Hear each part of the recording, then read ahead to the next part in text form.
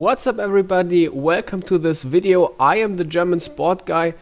I am currently studying sports and exercise science at the TU Munich, and in the last days or in the last weeks I stumbled across people that don't want to warm up before training. So I was wondering, because I was curious if this is a thing or if this is valid or if they have valid points.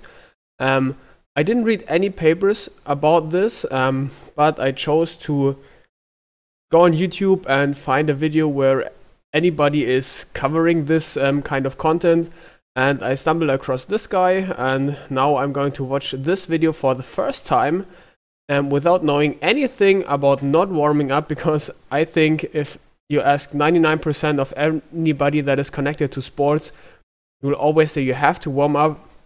I'm always doing warm-up, and every time I'm teaching or if I'm coaching, I always force my players or force myself to warm up because it is really necessary in my opinion, and I'm ready to be convinced if this is maybe something valid or something good, or I'm also ready to completely destroy him, completely debunk him.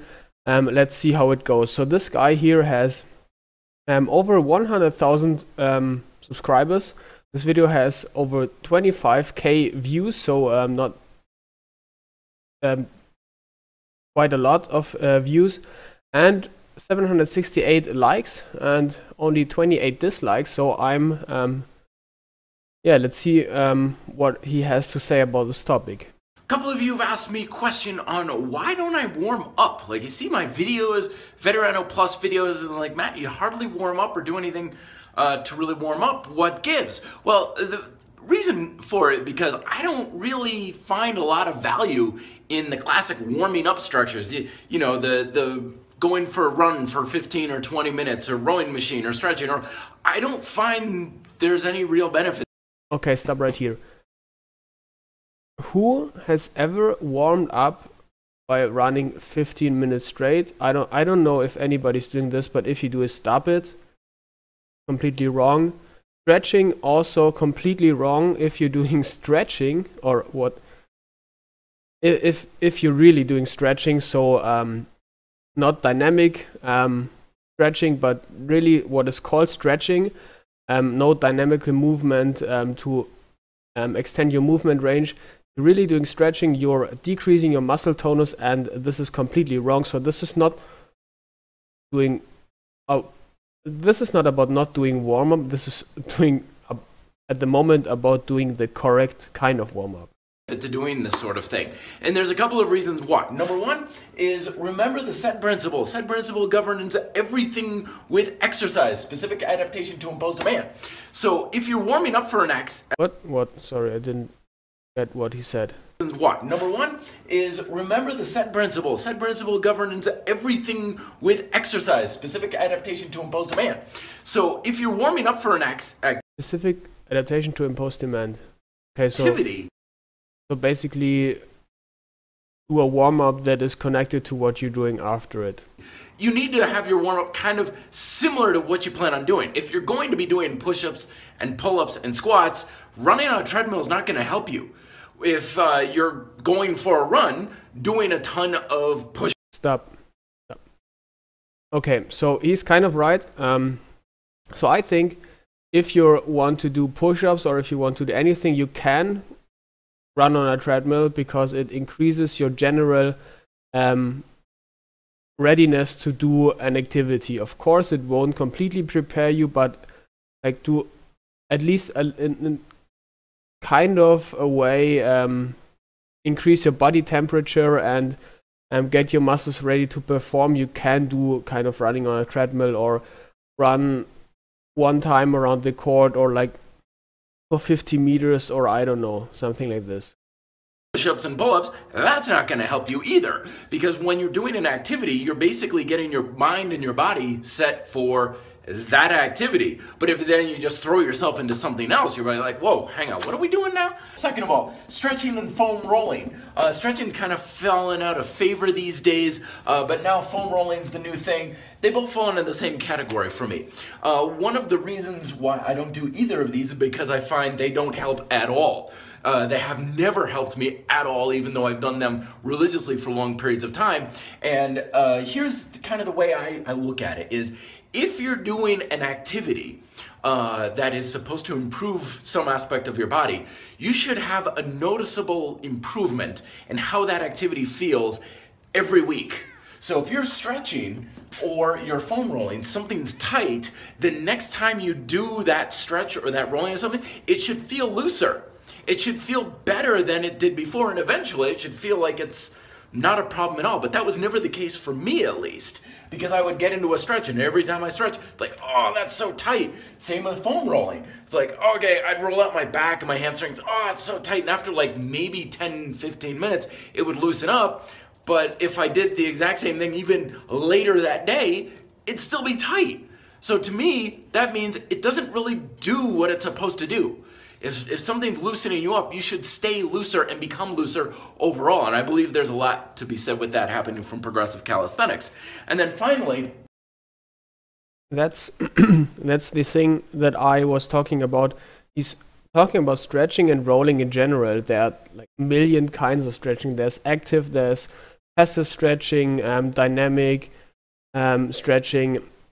Same thing for foam rolling, because you can foam roll for 1 minute over one muscle, or you can just do like 2 rolls and then switch to the other muscle. And it's really depending on what kind of stretching and rolling you're doing. So he's kind of right, but to be honest, it's not completely right, because you can do dynamic stretching to make your body ready for the movement and to do sports. And the same thing is for foam rolling. So you can activate your muscle by giving an external input on your muscle, but you can also decrease the tonus if you are doing too much of foam rolling or stretching. And this is what he's talking about, but he's not completely covering every facets of this. So he's kind of right, but he's not telling the whole truth. It all boils down to tension. You know, tension, as I'm writing in the second book, it all boils down to how well are you using your muscles and engaging things. Because if you have tension flowing through your body in a very good way, you don't necessarily need to prepare yourself. You're ready to go. When I get up in the morning, I'm literally like in the shower or brushing my teeth. I'm getting my back on. I'm like, okay, biceps, glutes, hamstrings, you know, and I'm not even moving, but I'm just turning my muscles on. And I do this all day, every day. I'm never not using my muscles in a proactive way. So when I'm getting ready for an exercise, my mind's like, okay, just more of the same. There's nothing really all that different from it, only there's more resistance to it. But my mind's still engaged with, okay, use the biceps, like you've been kind of turning on all day. And the other thing too is, I personally, for my job, like I'm not sitting at a desk all day. I'm moving and grooving and shaking and baking at the gym all day. So when I get to my workout, my body's been moving all for 3 or 4 hours already. So that may be a personal reason why I don't necessarily need to do it. But that's why. These are the 3 things, and I don't know, maybe if it's Okay, so I think he's wrong in this kind, or in this point. So the thing is, of course you are using your muscles the whole day, but it's like, I don't know, lifting a toothbrush with your biceps is something completely different than lifting like a 20 kilogram dumbbell with your biceps. And your body has to get ready for maximum efforts if you're doing sports. Of course, if you're going for a run, you don't have to warm up for going for a run, because that's not maximum effort for your muscles. But if you're doing like full out jumps or full out sprints, if you're doing one repetition maximums with any exercise, your body has to be ready for this. Otherwise, you will get injured. I can guarantee you that you won't be able to jump as high without being ready to perform the jump. If you're completely, if he's telling me he's moving throughout all his job, okay, that's cool. But if you're going on a walk for 10 minutes, you're also moving. And then after this, measure your jump height with a simple jump and reach test. And I can guarantee you, if you're doing a proper warm-up, then you will be able to jump higher than without a proper warm-up. I can guarantee you, if you try it at least. So I think this part is where he is wrong, and this is the main thing about warm-up. Warm-up is there to prepare your body for 100% of his capabilities. So if you want to do full engaging exercises, or if you want to sprint, if you want to jump, if you want to do any sport, you will mainly decrease your risk of injury. And this includes every kind of injury. This includes like ankle injuries, knee injuries that happen because you're twisting your ankle or you're twisting your knee. This includes overuse injuries because your muscles cannot support your ankles, your knee, your shoulder, your back. I don't care, every joint in your body. And this also includes muscle injuries, because if I can guarantee you, if you have your 100% weight, where you can do one repetition with, for example, the bench press, I can guarantee you, if you do it without any warm-up, then you will probably tear at least parts of your muscle. You will have a delayed onset of muscle soreness, which are like small tears in your muscles, or you will maybe even tear your whole muscle apart. And this is what I think are those people that aren't really warming up, where they are wrong. Warm-up is not to prepare you for every kind of sports. If you're not doing 100%, if you're not doing exercises where your body needs to perform 100%, then you don't need warm-up.